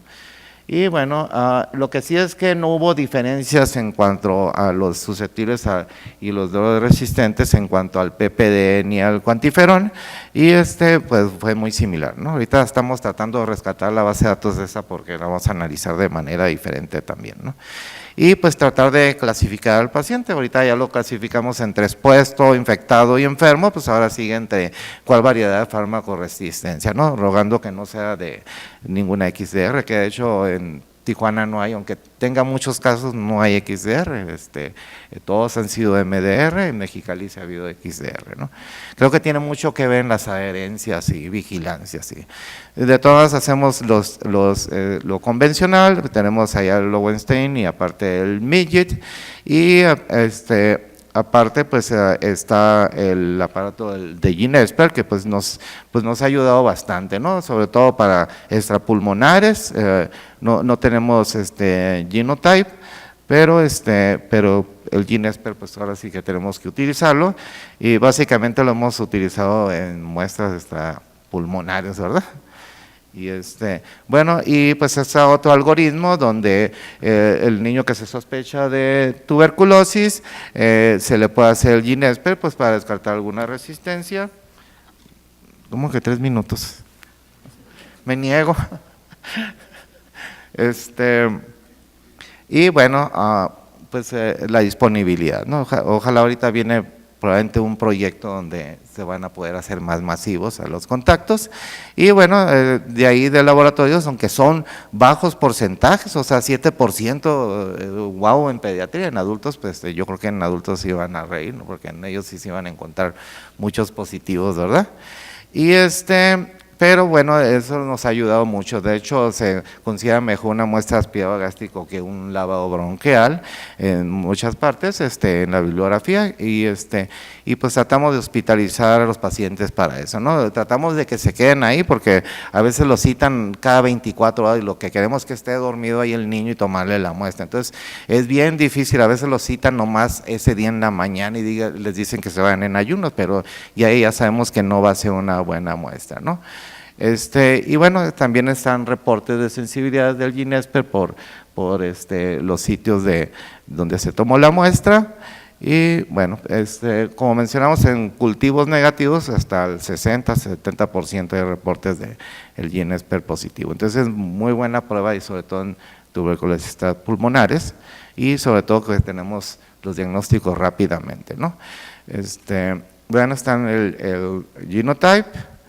Y pues están las pruebas fenotípicas que hacemos normalmente y pues ahorita lo que es la secuencia, ¿no? Para ver resistencias genotípicas y bueno, pues ya tenemos que tener un arsenal y pues todos se van sumando y generalmente sí llegamos al diagnóstico en la gran mayoría de los casos, ¿no? Bueno, están las guías de atención del niño sensible, donde vienen los periodos.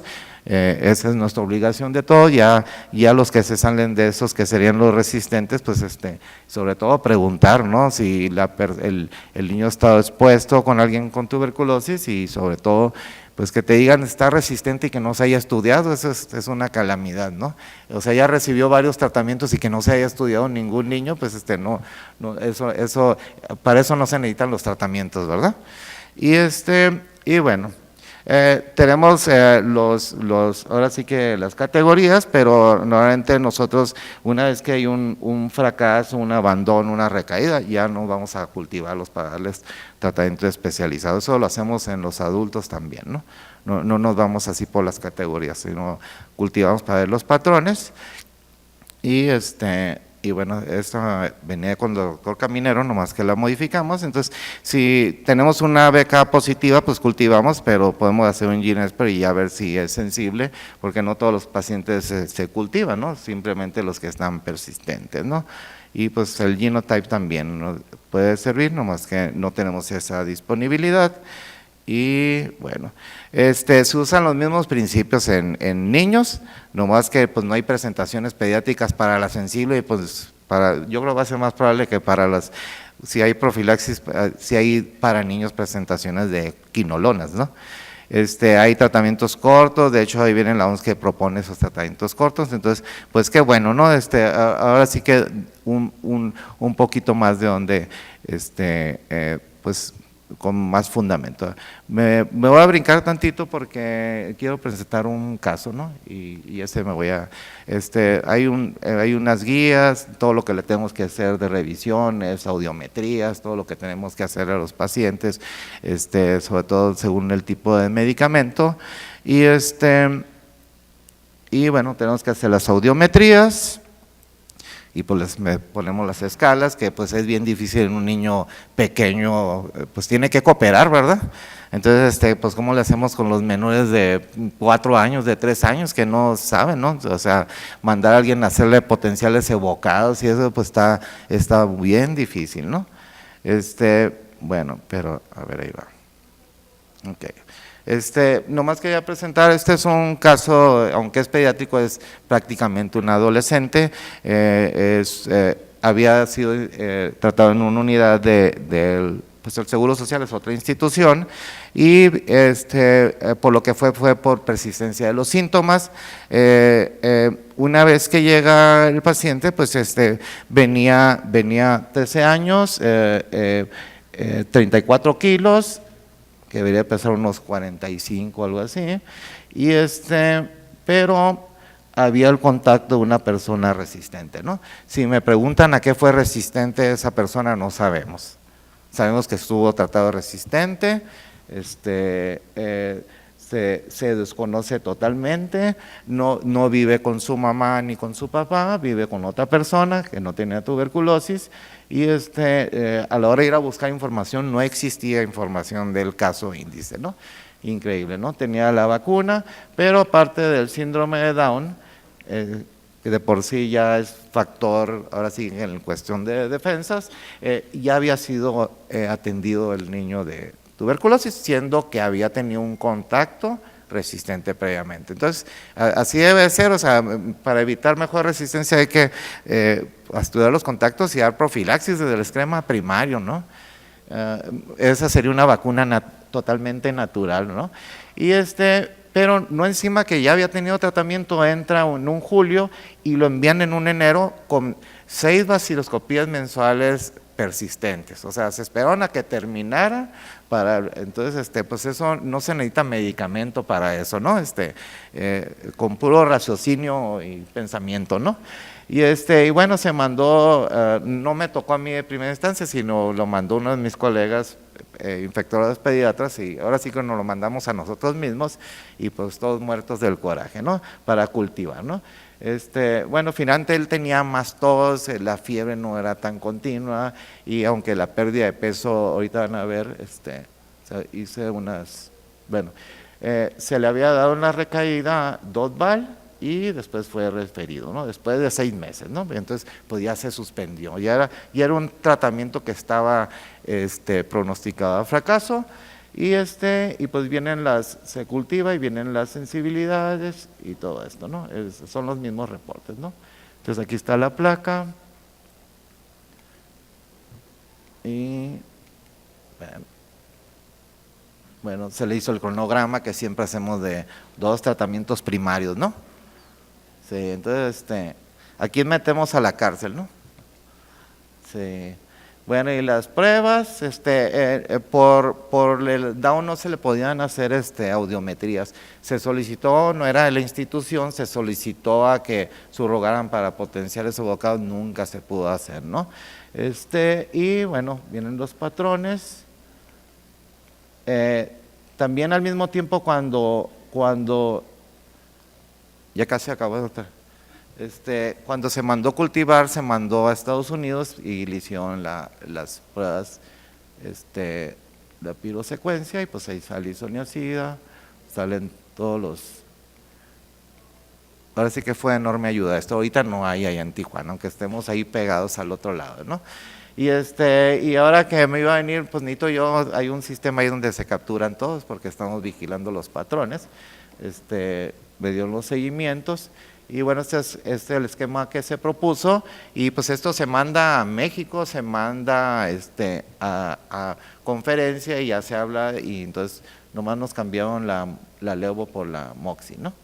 Pero todo siguió igual, y vienen las vaciloscopías, rápidamente convirtió, se comportó muy bien en cuanto a efectos. Lo de ojo, lo que le encontró el oftalmólogo es que tenía miopía, ¿no? Pero pues, los síndromes de Down tienen alto porcentaje de miopía, y luego hubo una temporada en que no, pues realmente no hubo cultivos, ¿no? Entonces qué difícil, ¿no?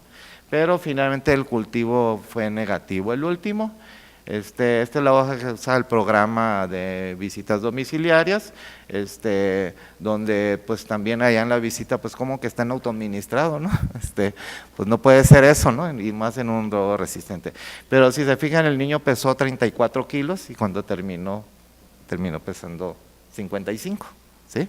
Bueno, ya ni hablamos de esto, ¿no? Porque, pero bueno, y bueno, ya sabemos que cuando un paciente pediátrico tiene, es que me faltaba, la haber borrado ayer, ¿no? Un paciente pediátrico tiene tuberculosis, pues hay que pensar en que, ¿qué será?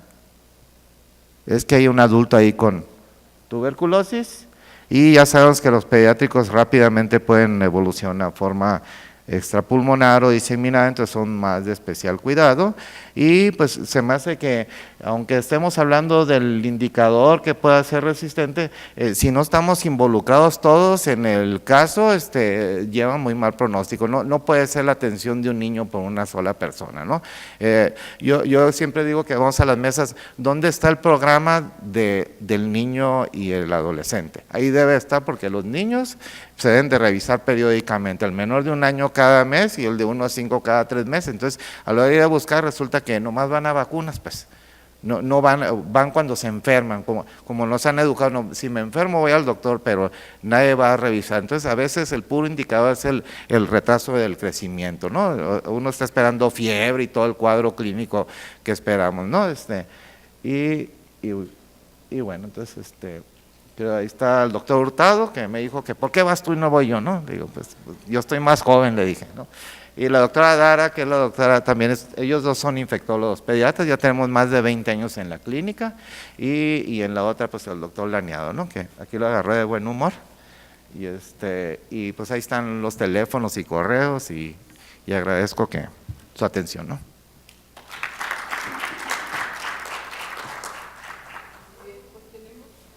Unos minutitos para preguntas a los 3 ponentes, a la doctora Aguirre, por favor, y al doctor París. Solo 1 o 2 preguntas, por favor, que sé que ya pueden estar cansados. Sí, doctora.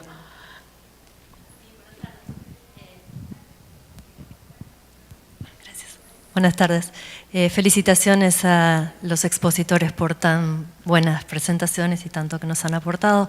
Y mi pregunta es, el doctor Scaff nos actualizó un poco sobre sus casos de tuberculosis multiresistente en Sudáfrica y comentó que tienen un porcentaje importante de resistencia a levofloxacina en los últimos casos que están viendo en los últimos años. Quería saber si ustedes en los países, en vuestros países, también están viendo este problema. Y la segunda pregunta sería si, además del DOT, ¿tienen alguna otra estrategia para facilitar la adherencia de los niños para los tratamientos o las quimioprofilaxis? Gracias.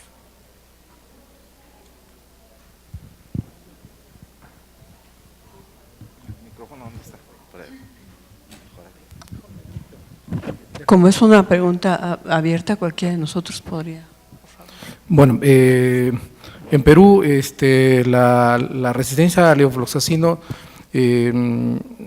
digamos, si nosotros tenemos el 100% de cultivos positivos, para nosotros, y la razón por la cual usamos Genotype y no GeneSper más, de hecho que sí vamos a utilizar en algún momento el GeneSper, pero es porque la cantidad de proporción que tenemos de monoresistentes a rizonacidina es más alta que lo que ustedes tienen, generalmente es el 10%, nosotros podemos llegar en algunos sitios hasta 30%, entonces a someterlo a un GeneSper de frente y salga normal, nos queda la duda de que tenga una monoresistencia, ¿no? Si nosotros comparamos la cantidad de pacientes que ingresan como monoresistentes a isoniazida y MDR son casi iguales, la cantidad. Entonces, por eso que eso nos preocupa mucho.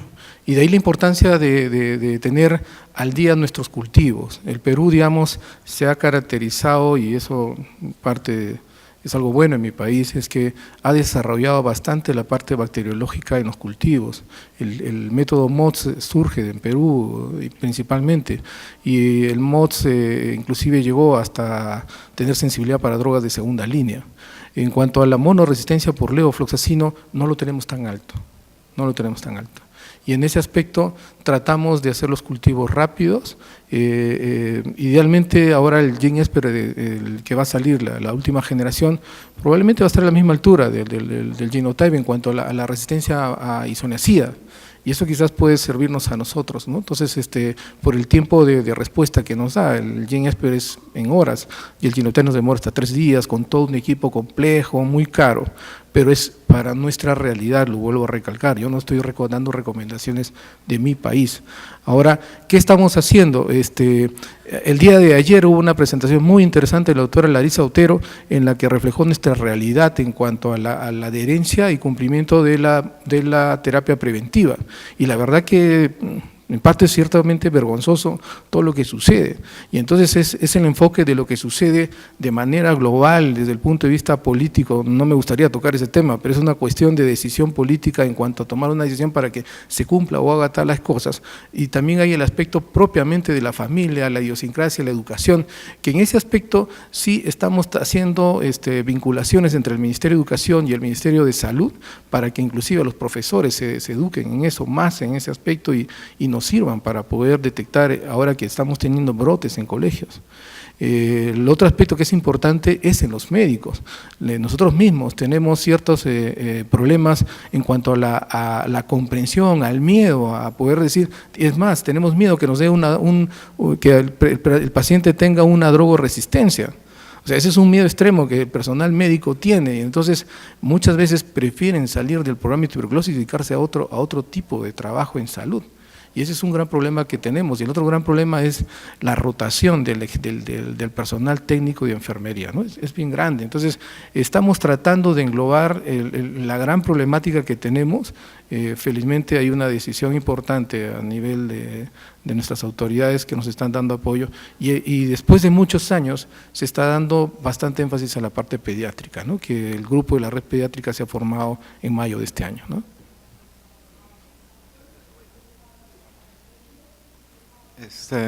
Sobre la adherencia, ¿no? Realmente el sistema de nosotros está enfocado al paciente que se diagnosticó y se dan seguimientos y viene. El problema es, como estaba viendo la otra vez las láminas de Estados Unidos, que completaban el preventivo del 50%, y ahora que presentaron no sé si eran de Perú del 70%, en nosotros no sabemos, ¿verdad?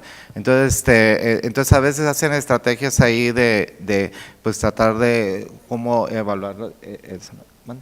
Y la otra, tuve la fortuna de participar en eventos así en que se contrataba personal que esté trabajando en tuberculosis, ¿no? El problema es cuando se va.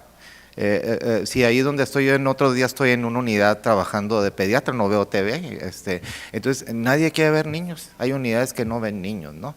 Entonces es increíble eso, ¿no? Entonces como si en nuestra capacitación como médico no fuera eso, ¿no? También tenemos una unidad que ni necesitan promotores y todos sus pacientes van y tienen hasta grupos de ayuda mutua para donde se conversan ahí los pacientes, y hay otros que tienen que reforzarles todo, ¿no? Entonces es muy ambiguo eso, ¿no? Pero pues finalmente en lo que sería la atención del niño ya con tuberculosis, como que no es el mismo problema como en adultos, como que los papás, ahí sí no mienten los papás, ¿no? Entonces ahí es lo que, pero en cuanto a terapia para infección latente, ahí sí no puedo decir números, ¿no? Sí, respecto al mismo tema, ¿no? Sobre la adherencia, también depende de, si bien es cierto, nosotros podría decir que no es un volumen muy alto de pacientes, pero por ejemplo en el hospital yo tengo un equipo multidisciplinario, con psicólogo, con enfermera, con 2 médicos más, y realmente, primero que a los padres es mucho más fácil, o cumplen con una mejor adherencia por las criaturas, posiblemente por ellos mismos no lo hacen, pero sí por los niños. Y aparte de ello depende mucho de la consejería, del equipo, de cómo trabaja el equipo, y realmente es fabuloso porque el momento en que por un control no vienen, el equipo que yo tengo los persiguen, los buscan hasta en Facebook, pero los encuentran y los traen y se les motiva. Y también nosotros tenemos, por ejemplo, en el Hospital Boca Ortiz, para la adherencia de los niños con VIH y drogoresistencia, sobre todo con VIH, nuestra unidad logró que el Estado les provea de un bono hasta los 14 años de edad, porque eran madres que no tenían posibilidades de trabajar por su propia enfermedad, y por la discriminación, que es uno de los factores más importantes en lo que se mencionaba aquí, que por la discriminación no quiere decir que tienen TB, no quiere decir que tienen VIH, y entonces no van. Sin embargo, cuando se les da el bono, es una obligatoriedad de que tengo que firmarles, de que sí vinieron, de que sí están cumpliendo, y eso ayuda muchísimo a mantener la adherencia. Y obviamente con para ITL, para profilaxis, pues sí, también hacemos lo mismo, les perseguimos, les llamamos, les incentivamos y sí van. Sí, o sea, es también un poco el equipo en el que funciona, ¿no? Eso es lo que hacemos. En relación a las quinolonas, en realidad los pediatras somos cuidadosos con las quinolonas, los de adultos no les importa y para todo la indican. Diarrea, sinusitis, infección de tejidos blandos y levofloxacina, lamentablemente. Entonces, bueno, nosotros sí somos respetuosos todavía de las quinolonas, esperamos seguir siendo igual, la resistencia no está así, no tenemos un problema tan grave como el de Francisco o en algunas partes de Brasil, no es así, pero estamos haciendo plan A y plan B. El programa tiene muy claro que tenemos que trabajar juntos para evitar que tengamos más farmacoresistencia y yo insisto siempre en cualquier foro que limiten el uso de quinolonas los de adultos que no obedecen, y si estuviera aquí el doctor Miguel Ángel, él sí obedece, pero la mayoría usa muchísimo quinolones y levo para todas las cosas. Dios, es impresionante la falta de respeto que se tiene para el levofloxacino. Entonces no estamos teniendo esa resistencia nosotros, afortunadamente. ¿Alguien más? ¿Otra pregunta? Y ya nos vamos para cerrar el auditorio. Sí, muchas gracias. Sí, sí, adelante.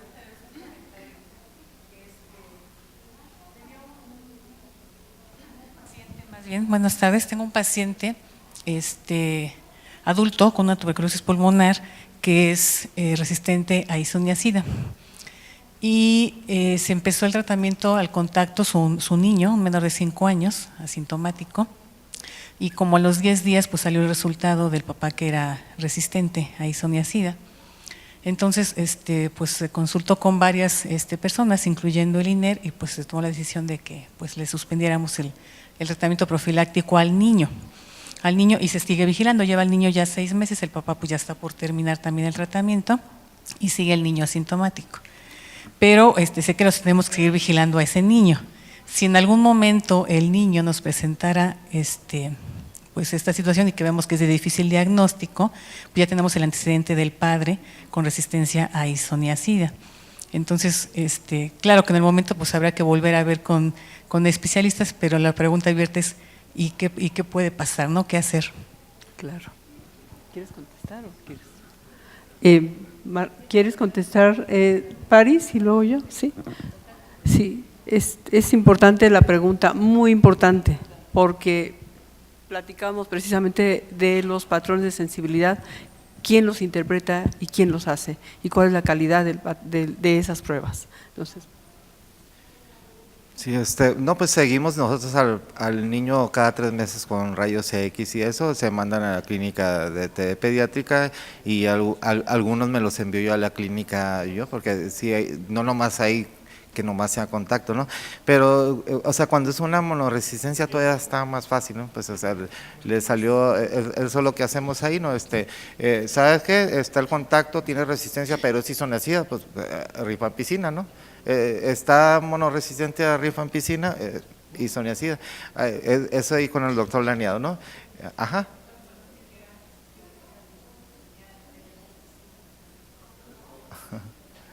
Era TB bovis. Sí, pues resistente a piracinamida, ¿no? Pero nos guiamos mucho en el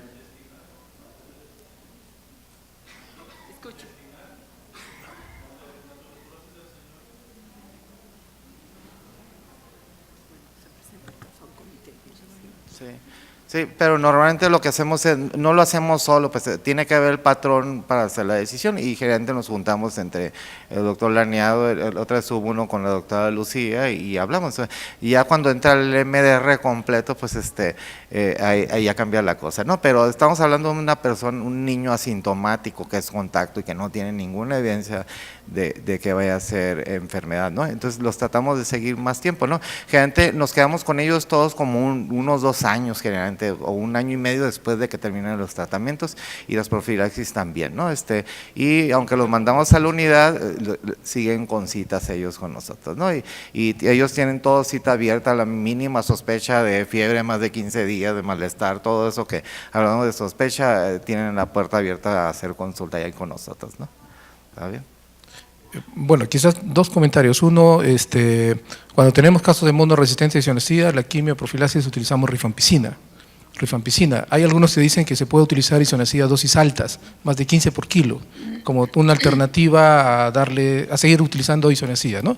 Pero la rifampicina usualmente lo utilizamos cuando conocemos del caso índice que ya es resistente. Y lo otro que es importante es hacerle la vigilancia al niño, porque si bien es cierto, acuérdense que nosotros adquirimos una flora mixta, tenemos gérmenes sensibles y resistentes, y estamos tratando, entre comillas, a un sensible, y pudiera quedarse durmiendo el resistente que posteriormente pueda reactivarse, ¿no? Entonces hay que tenerlo en cuenta porque en esos casos pensar en que de arranque se pueda dar resistencia. Ahora la resistencia en los niños es bien difícil que sea una resistencia primaria porque son paucibacilares. La resistencia se da en aquellos que tienen grandes lesiones, que hay grandes cantidades de poblaciones bacilares y la probabilidad en la replicación se dé la resistencia por la gran cantidad de bacilos, cosa que no sucede en los niños, ¿no? Y además está el hecho de que pueda abandonar un tratamiento acortado, mal dado, y eso favorece la resistencia, ¿no? Sí. ¿Algún otro comentario? ¿Greta? No. Me ha adelantado, son paucibacilares. Tomaron el contagio de probablemente 2 bacterias, una sensible y una resistente, y bueno, lo demás ya lo comentó el doctor. Entonces, la vigilancia, y en la guía nosotros anotamos que al niño se le puede estar observando si tienes un buen control pediátrico y no necesitas darle medicamentos ni tratamientos si no está enfermo, pero sí seguirlo, es muy importante el seguimiento, y en la guía también dice de 18 a 24 meses, para que no lo pierdan. Y bueno, si no hay otra pregunta, daré un pequeño… se revisaron las formas clínicas por la doctora Greta de una manera tiempo récord, porque para revisar formas clínicas es prácticamente un semestre en la Facultad de Medicina, y ella lo hizo muy rápido y nos recordó las formas más graves que implican una urgencia médica: la meningitis tuberculosa, la pericarditis y la tuberculosis ósea, que es catastrófica y puede dejar secuelas a cualquier niño, y económicamente, socialmente y todo lo que políticamente y de desarrollo y proyecto de vida implica una tuberculosis ósea. También se revisaron los aspectos relevantes de la tuberculosis latente y los aspectos muy importantes de tuberculosis farmacoresistente en niños, que, como ven, el conocimiento es tan extenso, importante. Hoy ya salieron como 10,000 artículos y todos son investigaciones que están en proyecto y que nos pueden ayudar a nosotros a tomar decisiones en pediatría, que afortunadamente seguimos siendo un país que tiene poquita resistencia, y creo que nos estamos portando bien en algunas cosas.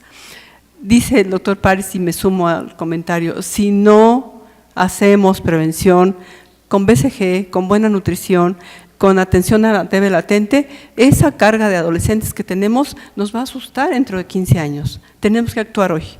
Y estamos todos aquí, somos cómplices. Que les vaya bien, muchas gracias por su paciencia y nos vemos el próximo año. Muchas gracias, doctora Greta, doctor